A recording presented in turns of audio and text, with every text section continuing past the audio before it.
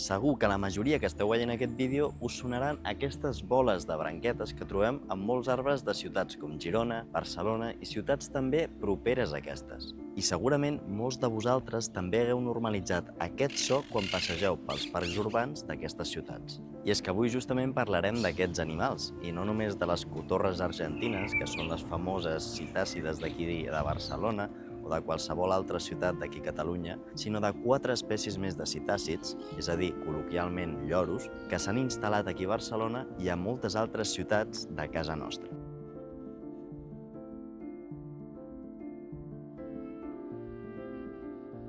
Comencem per la més emblemàtica, la cotorra argentina o la cotorreta pitgrisa. Però abans de començar a desenvolupar sobre aquesta espècie a casa nostra, fixem-nos en els seus noms. Cotorra argentina. Tot i que ens faci pensar que és exclusiva d'Argentina, realment no ho és. També la trobem a la seva distribució original a Paraguai, Uruguai, Bolívia i al sud de Brasil. I pel que fa a cotorreta pitgrisa, creiem que no cal donar més explicacions. Tot i tindre una distribució original a Sud-amèrica, és un dels citàcids més distribuïts de forma al·lòctona al llarg de tot el món, distribuint-se per Nord-amèrica, Àsia, Europa i fins i tot Austràlia. A Espanya va ser detectada per primer cop cap als anys 60 a la ciutat de Barcelona, on ens hi trobem actualment. I com en la resta d'indrets que ha anat colonitzant, la seva procedència és a partir d'animal de companyia, que per la imprudència d'algunes persones ha acabat en llibertat. Però no va ser fins al 1976 que es va registrar la primera nidificació d'aquesta espècie a la ciutat de Barcelona, convertint-la en la primera ciutat europea amb una població viable d'aquesta espècie. Però com és que aquesta espècie ha colonitzat de manera tan eficient tots aquests medis on realment no s'hi hauria de trobar? Per començar, les poblacions d'aquesta espècie es concentren a ciutats, on es van produir els primers alliberaments i escapaments i que actualment s'han consolidat com a nuclis de població. Aquí s'ajunten dos factors.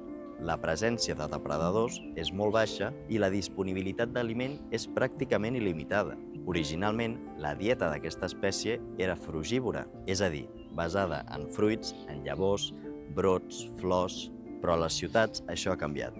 Aproximadament un 40% de l'aliment ingerit per les cotorres argentines de Barcelona és d'origen antropogènic, és a dir, aquell que nosaltres les hi proporcionem. A més, també s'ha documentat que aquest aliment no va només als adults, sinó que també es porta cap als nius per alimentar els juvenils de l'espècie, fomentant una adaptació i un creixement d'aquesta espècie al medi en què s'hi troba molt ràpid. Però hi ha un altre factor que és característic d'aquesta espècie que ha permès la seva adaptació tan eficient. Es tracta dels seus nius.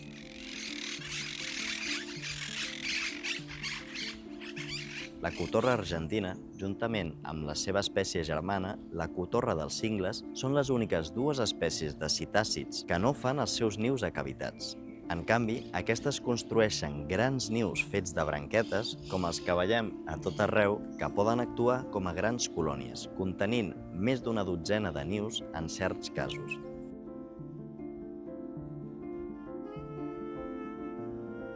A més de l'aïllament tèrmic que aquests nius puguin conferir, el realment interessant és que aquesta cotorra no necessita d'un forat per nidificar-hi.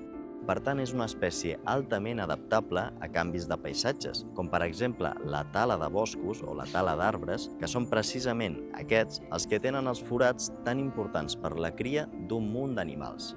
A les ciutats, per tant, no s'han de barallar pels forats que trobem en els arbres dels parcs o dels carrers, sinó que es poden fer el niu en qualsevol indret que els hi convingui.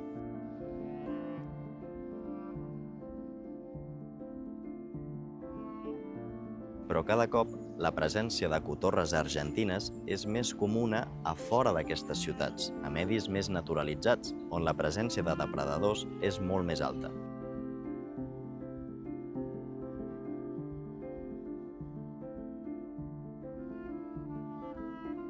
Tot i això, aquesta espècie ha trobat una nova estratègia per adaptar-se a aquests nous reptes. Associant-se als nius de cigonyes, les cotorres han après a aprofitar la protecció de la mateixa cigonya cap al seu niu, que indirectament també protegeix el niu de la cotorra.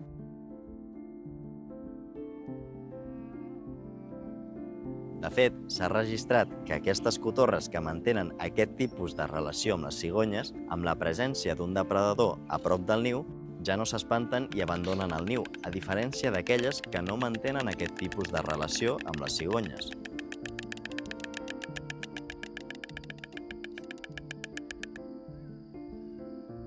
La pròxima espècie és una en la que potser no us hi haureu fixat o simplement hagueu confós amb l'anterior, tot i ser completament diferents.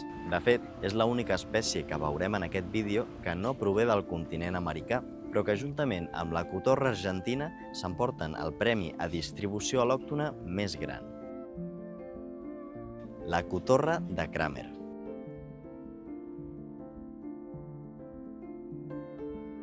Originària de l'Àfrica subsahariana i del sud d'Àsia, ha aconseguit establir-se per tots els continents menys l'Antàrtida. A Espanya, la primera cita és del 1971, amb la primera parella detectada a Barcelona el 1976 al Parc de la Ciutadella. Actualment, però, la població més gran a nivell espanyol es troba a Andalusia, detectant només a la ciutat de Sevilla 3.300 exemplars el 2018.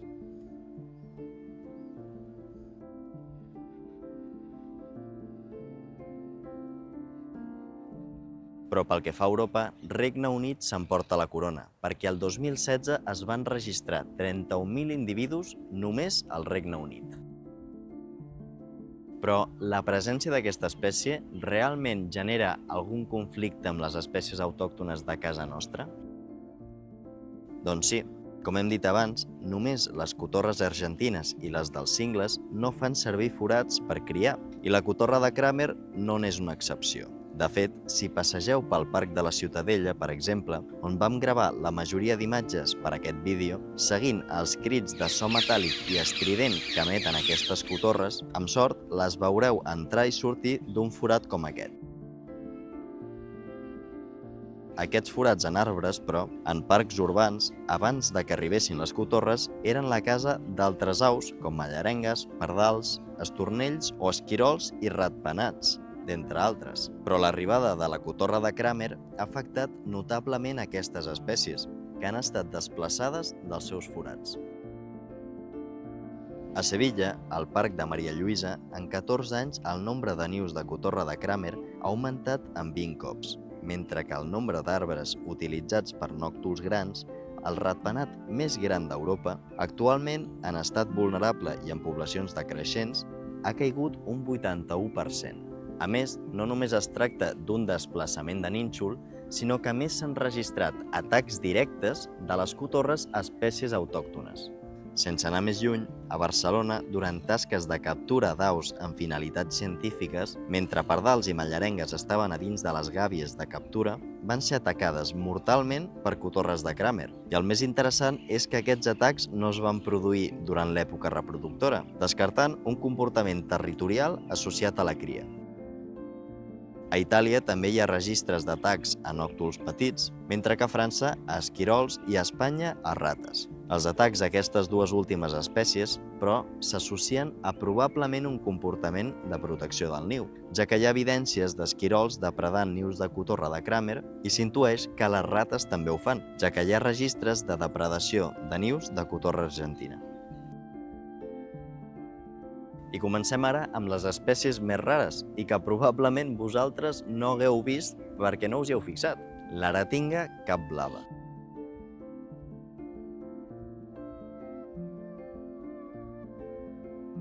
Un citàcid sud-americà amb distribució fragmentada, que trobem de forma autòctona a Colòmbia, Veneçuela, Brasil, Bolívia, Argentina i Paraguai. Ara, però, ja es distribueix per Europa, Nord-amèrica i fins i tot Hawaii. A Espanya va ser citada per primer cop el 1990 a Barcelona, però no va ser fins al 2001 que es va registrar la seva nidificació.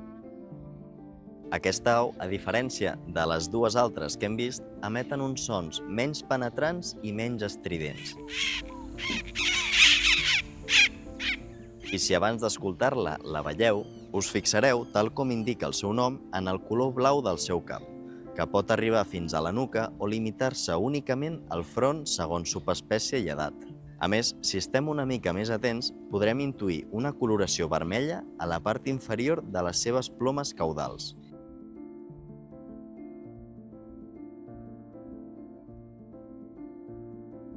I ara, seguint amb les aratingues, però abans d'arribar a l'última, us parlarem de l'aratinga cap negre. Originària de Sud-amèrica, actualment ja es distribueix per Europa, Nord-amèrica i Àsia.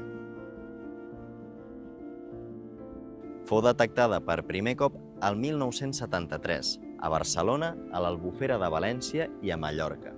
La seva reproducció, però, no es va citar fins al 1996 a Barcelona i al Zoo de Màlaga, tot i que actualment ja hi ha cites de molts altres indrets a la península. El seu cap negre és inconfusible, amb aquest bec que s'allarga per la part superior. A més, destaquen aquestes bandes vermelles que comencen a l'articulació i que, sent sincers, el primer cop que vam veure aquesta espècie pensàvem que es tractava d'algun tipus d'anella identificativa.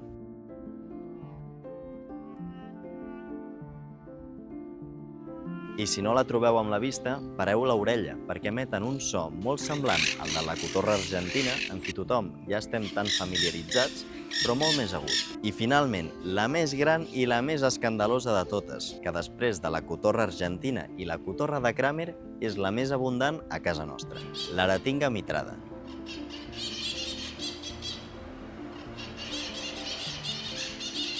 Actualment distribuïda a Nord-amèrica i a Europa, a més del sud d'Amèrica, d'on és autòctona. Allà es distribueix per Perú, Bolívia i Argentina, seguint la serralada dels Andes. Va ser detectada per primer cop al 92 a Barcelona, on es podria haver començat a reproduir al 96. És una d'aquestes aus que molts cops veurem volant en grans grups mentre emeten uns sons molt estridents i inconfusibles.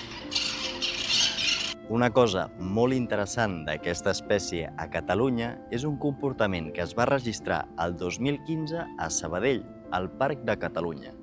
Un fenomen de l'oprínning va ser registrat entre un individu d'aratinga mitrada i un de cotorra argentina. Però què és això de l'aloprínning i per què és tan interessant? L'aloprínning és un ritual d'higiene social, en què una au pentina les plomes d'una altra generalment en llocs on aquesta no hi pot arribar, com el coll o el cap. Però aquest comportament no té un sentit purament tan superficial com la higiene, sinó que també serveix i és clau per establir vincles entre diferents individus d'un grup d'una mateixa espècie.